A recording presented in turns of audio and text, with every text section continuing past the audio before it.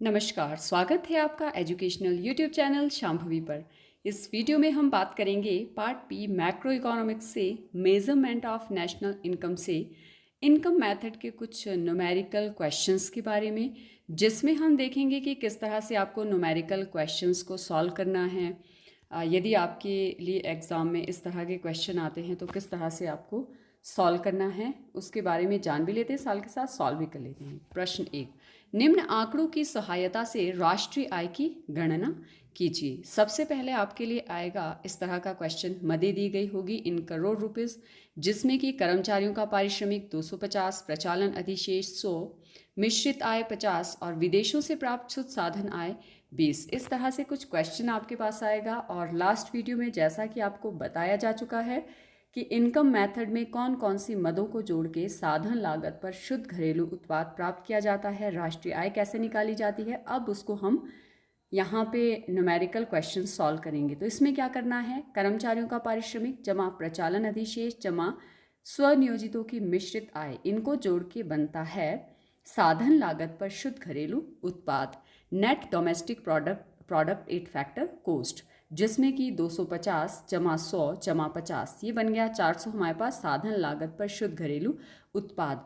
अब जब साधन लागत पर शुद्ध घरेलू उत्पाद में NFYA net factor income from abroad, विदेशों से प्राप्त शुद्ध साधन आय को जोड़ा जाता है तो ये अपने आप राष्ट्रीय आय बन जाती है। अब राष्ट्रीय आय कौन सी, राष्ट्रीय आय है ये साधन लागत पर शुद्ध राष्ट्रीय आय। कंफ्यूज नहीं होना है, इस तरह से आप इस क्वेश्चन को सॉल्व करेंगी। नेक्स्ट क्वेश्चन, यदि आपके लिए इस तरह का कोई क्वेश्चन आता है कि निम्न आंकड़ों की से साधन लागत पर शुद्ध घरेलू आय की गणना कीजिए। यहाँ सीधा दे रखा है कि आपको net domestic product at factor cost को निकालना है। मदें आपके पास दे रखी है, बाजार कीमत पर सकल राष्ट्रीय आय 1600, स्थायी पूंजी का उपभोग 25, आर्थिक सहायता 20, विदेशों से प्राप्त साधन आय 15 और अप्रत्यक्ष कर 40। तो यहाँ पे आपने ध्यान देना है कि आपके पास दिया क्या गया है और पूछा क्या गया है। जैसे कि NDP 8FC आपसे पूछा गया है और GNP gross national product at market price आपके पास दिया गया है। तो यहाँ पे देखिए कि G को N में कन्वर्ट करना है, क्रॉस को आपने किस में कन्वर्ट करना है, N में कन्वर्ट करना है, यानी कि सकल को आपको शुद्ध में बदलना है।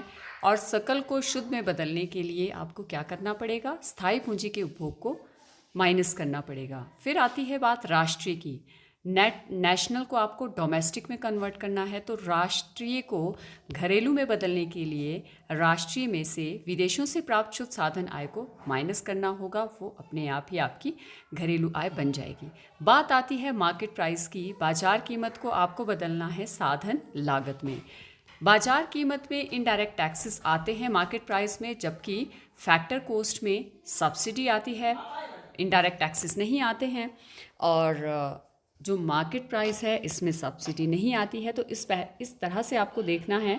अब देखिए, साधन लागत पर शुद्ध घरेलू उत्पाद net domestic product at factor cost किसके बराबर है, GNP 8MP cross national product at market price plus subsidies plus indirect taxes. बाजार कीमत पर सकल राष्ट्रीय उत्पाद में जैसे ही सब्सिडी को ऐड किया जाता है और इनडायरेक्ट टैक्सेस को लेस किया जाता तो ये बन जाता है साधन लागत पर सकल राष्ट्रीय उत्पाद। अब इसमें से जब डेप्रिसिएशन को लेस किया जाता है, माइनस डेप्रिसिएशन, तो ये बन जाती है सकल आय से शुद्ध आय। और फिर हमें राष्ट्रीय आय से घरेलू आय बनानी है, तो राष्ट्रीय आय को लेस किया जाता है, माइनस किया जाता है, तो ये बन जाती है घरेलू आय। 1600 जमा 20, 20 क्या है, आर्थिक सहायता, इसको जोड़ने के बाद 1620 बन जाता है। और माइनस 40, 40 क्या है, अप्रत्यक्ष कर, माइनस 25 स्थायी पूंजी का उपभोग, माइनस 15 विदेशों से प्राप्त शुद्ध साधन आय, और ये है 80। 1620 माइनस 80 बराबर है 1540 उत्तर। और ये प्रश्न आपके लिए आता है 3 नंबर का। बात करते हैं अब अगले प्रश्न की, निम्न आंकड़ों की सहायता से राष्ट्रीय आय ज्ञात कीजिए। मदें दे रखी है, किराया तथा रॉयल्टी, और ये करोड़ रुपीस में दे रखी है 10, वेतन तथा मजदूरी 705, विदेशों से प्राप्त शुद्ध साधन आय -5, सामाजिक सुरक्षा योजना में मालिकों का अंशदान 25 और प्रचालन अधिशेष 55। सबसे पहली बात जो आपको याद रखनी है कि इसमें हमारे पास जो फॉर्मूला था वो जो इनकम मेथड का कर्मचारियों का पारिश्रमिक जमा प्रचालन अधिशेष जमा स्वनियोजितों की मिश्रित आय को जोड़ के बनता था साधन लागत पर सकल शुद्ध घरेलू उत्पाद। और यहाँ पर देखिए कर्मचारियों के पारिश्रमिक में कुछ आगे मदें दे रखी है। उन्हीं मदों में से यहाँ दे रखी है वेतन तथा मजदूरी और सामाजिक सुरक्षा योजना में मालिकों का अंशदान। ये किसके भाग है? कर्मचारियों के पारिश्रमिक के भाग है। प्रचालन अधिशेष हमारे पास दे रखा है 55। किराया तथा रॉयल्टी भी दिया गया है, बट किराया तथा रॉयल्टी, रेंट और royalty is the part of operating surplus. प्रचालन अधिशेष का ही ये भाग है। ऑलरेडी ये इस 55 में इंक्लूड हो चुका है। दैट्स वाई जो किराया तथा रॉयल्टी है इस आइटम और मद को हम इग्नोर करेंगे, इसको नहीं लेंगे। हम क्या लेंगे? वेतन तथा मजदूरी, सामाजिक सुरक्षा योजना में मालिकों का अंशदान और प्रचालन अधिशेष, इनको जोड़ा जाएगा और जिससे कि हमें प्राप्त होगा साधन लागत पर शुद्ध घरेलू आय। और उसके बाद हम इसमें से माइनस कर देंगे विदेशों माइनस नहीं सॉरी प्लस कर देंगे विदेशों से प्राप्त शुद्ध साधन आय, जिससे कि ये हमारी घरेलू आय क्या बन जाएगी? राष्ट्रीय आय बन जाएगी। तो ये प्रश्न भी हमारे पास बहुत ही आसान है, जिसमें कि देखिए 705 जमा 25 जमा 55। 705 क्या है? वेतन तथा मजदूरी, सामाजिक सुरक्षा योजना में मालिकों का अंशदान 25 दे रखा है और प्रचालन अधिशेष 55 है। ये बन जाता है हमारे पास 785।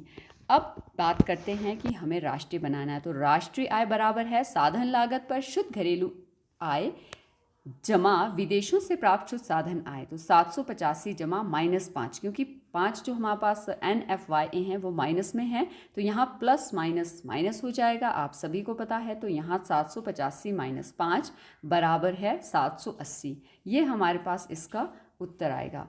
और ये था हमारे पास राष्ट्रीय आय की गणना किस तरह से की जाती है। संख्यात्मक अगर आपके लिए प्रश्न आते हैं, 3 नंबर का ये प्रश्न आता है, इसमें भी कोई डाउट आपको हो तो कमेंट बॉक्स में जाके आप पूछ सकते हैं कि कोई क्वेश्चन आपको समझ ना आ रहा हो। इस वीडियो में इतना ही। वीडियो आपको पसंद आए तो लाइक, शेयर और सब्सक्राइब करना ना भूलिए और बेल आइकन जरूर दबाइए ताकि आने वाली नेक्स्ट वीडियो की नोटिफिकेशन आपको मिलती रहे। वीडियो को पूरा देखने के लिए बहुत बहुत धन्यवाद।